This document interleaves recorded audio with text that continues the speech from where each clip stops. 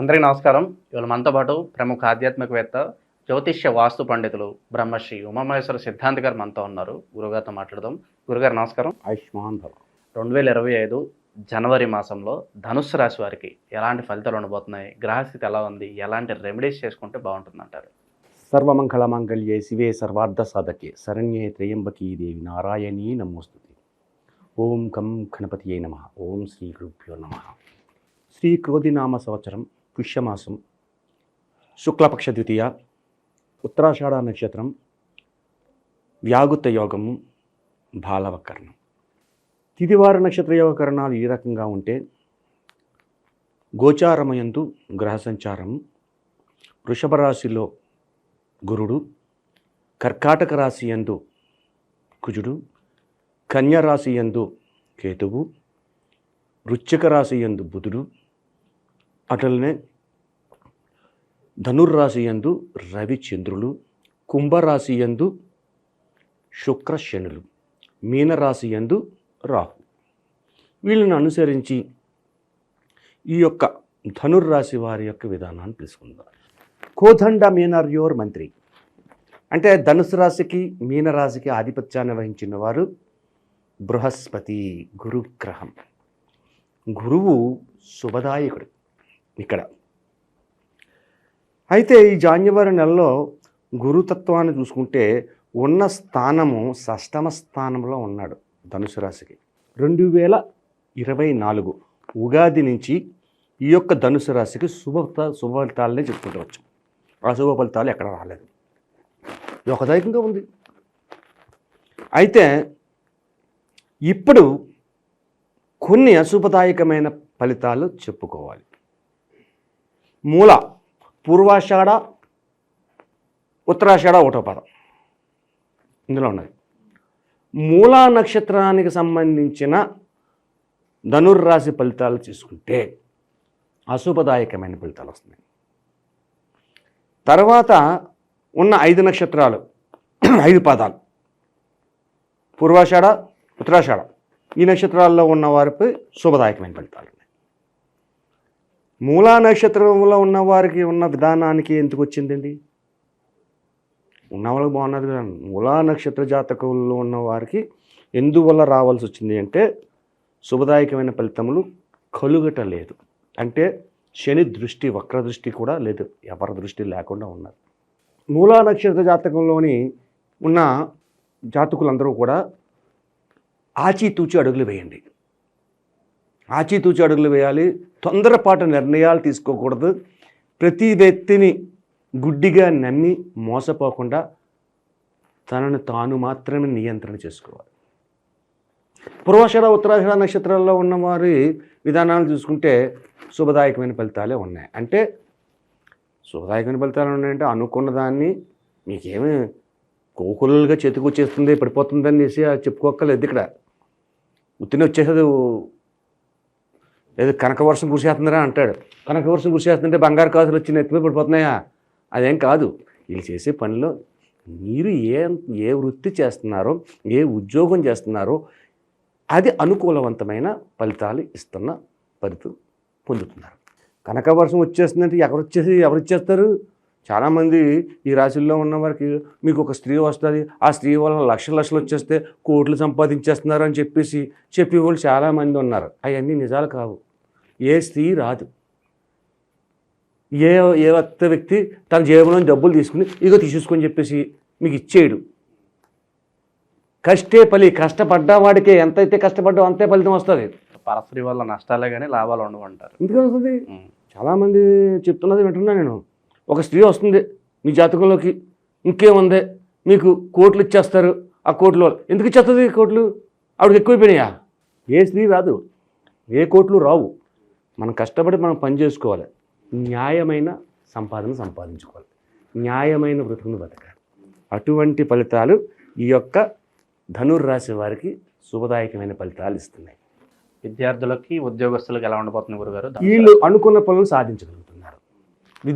ఉద్యోగస్తులు అనుకున్న పనులు సాధిస్తున్నారు. విద్యార్థులు కూడా అనుకున్న పనులు సాధిస్తారు. అలాగే ఇందాక మనం ఒక రాశిలోని కొన్ని ఫలితాలు చెప్పుకున్నాం. ప్రేమతత్వ విధానంలోకి వెళ్తే నష్టపోతున్నారు అన్నాం. అదే పరిస్థితి వీళ్ళకి కూడా ఉంది. ప్రేమ విధానాల్లోకి వెళ్ళకూడదు. ఈ యొక్క మాసంలో పుష్యమాసం అంటే అర్థం ఏంటింది? పుష్యమి నక్షత్రానికి అధిపతి ఎవరు? శని భగవానుడు అయ్యాడు. శని ఒప్పుకోడు. కాబట్టి ప్రేమికులు అనేది పక్కనట్టండి. రైతులకి మహిళలకి ఎలా ఉండబోతుంది గురుగారు ఈ మాసం? ధనుర్రాశి వారు మహిళలు తెలివైన వారు, పొదుపైన వారు, పొదుపైన వారు. అయితే పిసినారులు కూడా. పొదుపు అంటే పిసినారు తత్వమే. వదినా నీ దగ్గర 1000 రూపాయలు, అయ్యో గంట క్రితం ఖర్చు అయిపోయింది, ఇలా చెప్తారు. కానీ 10,000 ఉన్నాయి, 1000 ఇవ్వమని అడుగుతున్నారు, అర్థమైపోయింది. కాబట్టి తప్పించుకుంటారు చాలా విధానంగా. అలాగే వీళ్ళు చెయ్యాలనుకున్న పనిని సంపూర్తిగా చేసేస్తారు మహిళలు. ఏదైనా సరే ముందుగా మాట ఇచ్చారు, ఎందుకైనా మంచిది ఏమో తర్వాత ఇద్దాం అని ఆగి ఆలోచిస్తారు. అటువంటి విధానంగా మహిళ వాళ్ళు ఉన్నారు. ఇందులోని మూల, పూర్వాషాఢ, ఉత్తరాషాఢ ఈ యొక్క 9 పాదాలు కూడా అదే రకంగా ఉన్నారు మహిళలు. ఆరోగ్యపరంగా ఎలా ఉండబోతుంది గురుగారు ఈ మాసంలో? ఈ మాసంలోనేటి మళ్ళీ ఉగాది వరకు కూడా వీళ్ళ యొక్క గత యుగాది కాడి నుంచి మళ్ళీ ఉగాది వరకు కూడా ఆరోగ్యపరమైన పరిస్థితుల్లో ఏ విధమైన నష్టాలు కానీ కష్టాలు కానీ లేవు. కానీ ఒకటి ఏంటంటే, ఎవరినైనా అధికంగా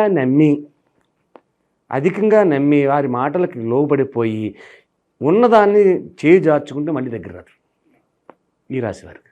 వీళ్ళకి పార్ట్నర్షిప్ బిజినెస్లు కలిసి వస్తాయా? అలాగే పెట్టుబడులు పెట్టాలంటే ఏ రంగాలు సూచిస్తారు? ఇప్పుడు ఈ మాసంలో ఈ రాశి వారు ఏ ఒక్క బిజినెస్ కొత్తది కానీ చెయ్యరు, పాతదాన్నే కంటిన్యూ చేస్తారు. కొత్తగా ఏది చేయడానికి అవకాశం లేదు. ఫిబ్రవరి నెల రావాలి. ఈ యొక్క జాన్యువరి వెళ్ళిన తర్వాత ఫిబ్రవరి మాసంలోనే వీళ్ళకి వేరే గ్రహ సంచారం వల్ల వేరే బిజినెస్లు, వేరే ఏర్పాట్లు వస్తాయి. ఆకస్మిక ధనలాభం కావచ్చు, ఇంకా అనుకోని ప్రయాణాలు కావచ్చు, ఇవి ఏమైనా కనిపిస్తున్నాయా ఈ మాసం? ఈ మాసంలో అనుకోని ప్రయాణాలు ఏమున్నాయి? పెళ్ళిళ్ళకే లేవు. ఈ యొక్క పండగలకి వెళ్ళి సరదాగా తిరిగి రావడానికి చేయడం అన్ని రోజులు, 3 రోజులు, 4 రోజులు. అయితే ఇక్కడ ఒక విచిత్రమైన మాట ఉంటుంది. ఈ ధనుర్రాశి వారు ఉభయ గోదావరి జిల్లాల్లో ఉన్నవారికి చెప్తున్నాను నేను. మన హైదరాబాద్లో జరగలే కోడి పందాలని ఉంటాయి. ఈ సంక్రాంతి కోడి పందాలని ఉంటుంది.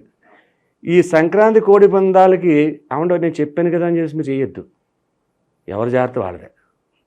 ఈ ధనుర్రాశిలో ఉన్నవారు ఈ కోడి పందాల్లో అత్యధికమైన లాభాన్ని పొందుతారు. ధనుర్రాశిలో ఉన్నవారు కోడి పందాల్లో అంటే ఒక లాటరీ టైప్ అది అధికమైన లాభాలు పొందుతారు. నేను గురుగారు చెప్పారు కదా, నేను చూసి మళ్ళీ లక్షలు వేసేసే వాళ్ళు ఉంటారు. అందుకనే నేను ముందే చెప్తున్నాను, దాన్ని నా మీద పెట్టద్దు.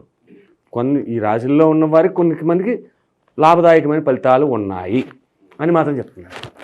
సో కొంచెం ఆచూతూచి పెట్టుకుంటే బెటర్. గురుగారు చెప్పేశారు కదా, మనం తీసుకెళ్ళి మనన్న ఇల్లు అమ్మేసి కుటుంబంగా వేద్దామంటే ఎలాగా? అది అత్యాస, అది కరెక్ట్ కాదు. ఈ యొక్క సంక్రాంతి రోజు నాడు ప్రత్యేకంగా చెప్పవలసిందైనా దాన్ని కాదని చెప్పవలసింది కూడా ఇదే. జోదం ఎప్పుడూ మంచిది కాదు. ధర్మజుడు జోదమాడి సర్వస్వాన్ని కోల్పోయాడు. కాబట్టి జోదం ఆడమని చెప్పేసి ఎవరో చెప్పరు. గురుగారు, మరి ఇంకా శుభ ఫలితాలు పొందడానికి ధనుసు రాశి వారు ఎటువంటి పరిహారాలు చేసుకుంటే బాగుంటుందంటారు? బుధవారం తీసుకోవాలి. ఎన్ని బుధవారాలు వస్తాయి? అన్ని బుధవారాలు వినాయకుని యొక్క గుడికి వెళ్ళి వినాయకుడికి చెరకు నివేదన చేయాలి. చెరుకు పూజ చేపించి చెరకును నివేదన చేయాలి. చెరకు నివేదన చేసిన తర్వాత ఆ చెరకు ముక్కల్ని ఇంత ముక్కల కింద కట్ చేసి ఆ నివేదన చేసి అక్కడున్న భక్తులకు పంచాలి. అయితే ఊరిలో ఏనుగుంటే ఇంకా మంచిది. ఈ చెరక గడలు తీసుకొచ్చి ఆ ఏనుగు పెట్టినందువల్ల ఎంతో ఉపయోగకరమైన పరిస్థితి. అలాగే ఈశ్వరతత్వ విధానాన్ని తీసుకోవాలి. ఇక్కడ కూడా ఈశ్వరుడికి అభిషేకాన్ని చేయించుకోవాలి. సరే, చెరుకునే ఎందుకు చెప్పవలసి వచ్చింది అన్నాడు. మూలా నక్షత్రంలో ఉన్న వారికి పరిణామాలు విపరీతంగా ఉన్నాయి కదా, అది పోవాలంటే చెరకు పెట్టాలి. ఇప్పుడు వెంకటేశ్వర స్వామి కథలోని ఒక స్వామివారిని చెరకు ముక్కలన్నీ పెట్టేసి గదిలోని అవి తినే, లేదంటే నువ్వు తప్పు చేసినోడు అని అంటే వెంకటేశ్వరుడు ఏనుగు రూపంలో వచ్చి తీసాడు గణపతిని ఆవాహన చేసి. కాబట్టి గణపతికి చెరకని పెడితే ఇప్పుడు యొక్క విపత్కరమైన పరిస్థితులు ఎప్పుడైతే వస్తున్నాయో అవి తొలగిపోతాయి. చెరక ముక్కల్ని పెట్టాలి. ఈశ్వరతత్వమైన పూజ అభిషేకాలు మామూలు చేసుకోవాలి.